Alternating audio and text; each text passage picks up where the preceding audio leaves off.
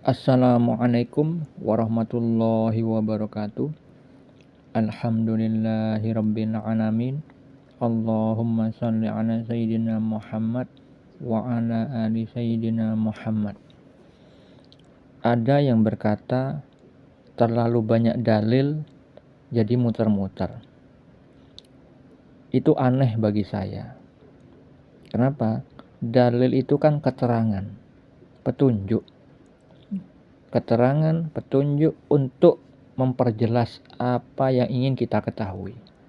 Ibarat senter yang memiliki cahaya, ketika awalnya ada ruangan gelap, kita pakai senter untuk menerangi ruangan tersebut, maka kita dengan jelas terang benderang melihat mana bangku, mana kasur, mana meja, dan lain sebagainya.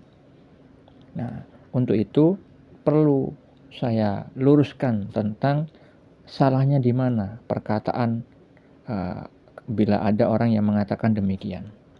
Ya, yang mengatakan terlalu banyak dalil akhirnya bikin dia bingung. Hal ini kontradiksi dengan apa yang difirmankan Allah Ta'ala di dalam surat Al-Hajj ayat 78. Dia tidak menjadikan kesukaran untukmu dalam agama. Allah itu menetapkan agama, yang mana agama itu adalah nasihat. Seperti yang disabdakan Nabi di dalam suatu hadis, agama itu nasihat. Nasihat yang bagaimana? Maksudnya petunjuk.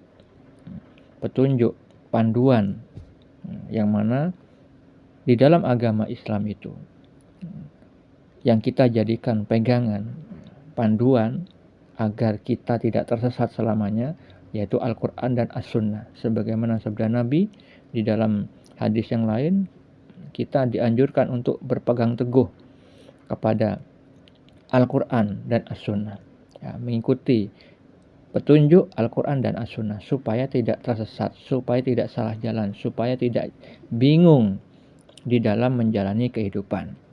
Nah, begitu juga yang disabdakan Nabi Muhammad SAW di dalam hadis riwayat Bukhari dan Muslim. Beliau bersabda, sesungguhnya agama itu mudah dan selamanya agama tidak memberatkan seseorang, melainkan memudahkannya. Jadi Nabi sendiri bersabda demikian. Agama itu tidak memberatkan, mudah. Justru selamanya itu akan tidak memberatkan seseorang, melainkan orang itu akan lebih mudah lagi dalam menjalani kehidupan ketika memahami agamanya dengan benar, memahami petunjuk yang terdapat di agama Islam itu dengan benar. Lalu salahnya di mana jika ada orang yang mengatakan terlalu banyak dalil itu menjadi kebingungan? Sekarang begini, saya beri analogi, ya, gambaran mudah. Ketika saya ingin mencari suatu alamat rumah milik seseorang, misalkan saya mencari rumahnya si Fulan. Awalnya saya hanya mengetahui tempatnya ada di Jakarta. Petunjuknya itu aja. Ketika saya menanyakan kepada orang Jakarta, maka pasti orang itu menanya, Jakarta mana? Jakarta Barat, Jakarta Timur, Jakarta Selatan, Jakarta mana? Nah, berarti apa? Saya butuh petunjuk lagi supaya memperjelas alamat rumah yang ingin saya cari. Karena awalnya saya mendapat petunjuk, keterangan hanya dengan tulisan Jakarta. Nah, ketika ditambahi, dicari lagi, ternyata ada lebih keterangan lagi. Diketahui misalkan Jakarta Timur. Ketika saya menanyakan kepada orang yang ada di Jakarta Timur, maka orang di sana menanyakan lagi, perumahan apa namanya? Wah, ketika saya tidak tahu perumahan apa, maka sudah pasti saya pasti kebingungan. Karena apa? Datanya kurang lengkap. Jakarta Timur sudah ada, ternyata ditanya perumahan apa? Saya nyari lagi. Begitu ketemu misalkan perumahan Bougainville. Begitu datang di pintu gerbang perumahan Bougainville, ditanya lagi, gang berapa? Nah, terjadi lagi kebingungan saya. Jakarta Timur sudah ada keterangannya, perumahannya sudah ada, ternyata masih ditanya gangnya berapa. Setelah ditanya gangnya, ketemu, keterangan gangnya sudah ketemu, maka ditanya lagi, nomor berapa rumahnya? Bingung lagi saya, ya, mencari lagi keterangan, info, akhirnya ketemulah nomornya. Ternyata nomornya misalkan nomor 9, nomor di situ ada A dan B, 9A sampai 9B. 9 apa? Di sini rumahnya ada A dan B. Maka bingung lagi saya. Karena apa? Datanya kurang lengkap.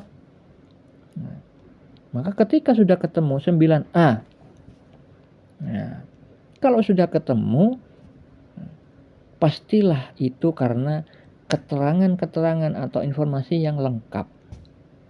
Nah, keterangan itu adalah analogi, sebuah dalil-dalil. Dalil-dalil, petunjuk-petunjuk, semakin banyak dalil, seharusnya semakin memperjelas apa yang akan kita ketahui, apa yang akan kita cari. Jadi aneh, kontradiksi. Kalau semakin banyak dalil, orang semakin muter-muter, semakin bingung. Nah, kenapa? Kok bisa begitu? Kenapa ketika diberi dalil yang lengkap, yang banyak, informasi yang lengkap, semakin orang itu bingung? Kenapa? Masalahnya satu, kalau kita mengatakan hal ini terkait dengan dalil Al-Quran dan As-Sunnah. Bingungnya kenapa? Karena Allah tidak mengajarkan, tidak memberi taufik, tidak memberi hidayah kepada orang tersebut. Karena apa? Karena memiliki dosa. Salah satunya itu penyebabnya. Dari mana dalil tentang hal itu? Ini terkait dengan sabda Nabi Muhammad SAW di dalam hadis riwayat Bukhari dan Muslim. Beliau bersabda, ingatlah, dalam tubuh manusia itu ada segumpal daging. Kalau segumpal daging itu baik, maka akan baiklah seluruh tubuhnya. Tetapi bila rusak, niscaya akan rusak pula seluruh tubuhnya. Segumpal daging itu bernama kolbu. Jadi, ketika ada orang susah memahami petunjuk dari Allah, maka kolbunya pasti rusak. Karena apa? Kolbu rusak itu adalah keadaan hati orang-orang yang sering bermaksiat kepada Allah. Sering meninggalkan perintah Allah, tidak menjauhi larangan dari Allah, atau berbuat takwanya sembarangan, tidak sesuai syariat. Akhirnya tidak diterima. Nah, ketika orang itu sering bermaksiat kepada Allah, itu akan menorehkan titik-titik hitam di hati. Sehingga ketika hati itu tertutupi titik-titik hitam, maka itulah yang dikatakan Nabi, kolbu rusak. Rusak dalam tanda kutip. Maka beliau mengatakan, kolbu rusak, niscaya akan rusak pula seluruh tubuhnya. Maknanya, orang yang hatinya rusak, kolbunya rusak, yang tertutupi karena noda-noda hitam dosa, itu melahirkan amal lahiriah yang juga mengandung kerusakan, mengandung kesalahan. Nah, kalau misalkan akal itu orang rusak, kolbunya rusak, akalnya bisa jadi apa? Nggak berjalan sesuai fungsinya, bodoh, sulit memahami petunjuk, susah mendapatkan hidayah. Nah, itulah kenapa orang itu ketika sulit memahami ilmu Allah, orang itu pastilah orang yang selalu berbuat maksiat. Kenapa? Allah juga mengatakan demikian. Kebalikan dari orang yang sering bermaksiat, yaitu orang takwa, maka firman Allah di dalam surat Al-Baqarah ayat 282 menjelaskan, dan bertakwalah kepada Allah. Allah memberikan pengajaran kepadamu dan Allah Maha mengetahui segala sesuatu. Jadi orang-orang yang bertakwa itu pasti diberi pengajaran oleh Allah Subhanahu wa taala. Menjadi makrifat, menjadi mudah memahami tentang dalil-dalil Al-Qur'an dan As-Sunnah. Sehingga kalau misalkan orang itu takwa, akan terjadilah sebagaimana yang terjadi kepada Nabi Yakub alaihissalam, yang mana Allah Ta'ala berfirman di dalam surat Yusuf ayat 86, dan aku mengetahui dari Allah apa yang tidak kamu ketahui. Mendapat apa? Ilmu-ilmu yang baru yang mungkin tidak didapati oleh orang-orang biasanya.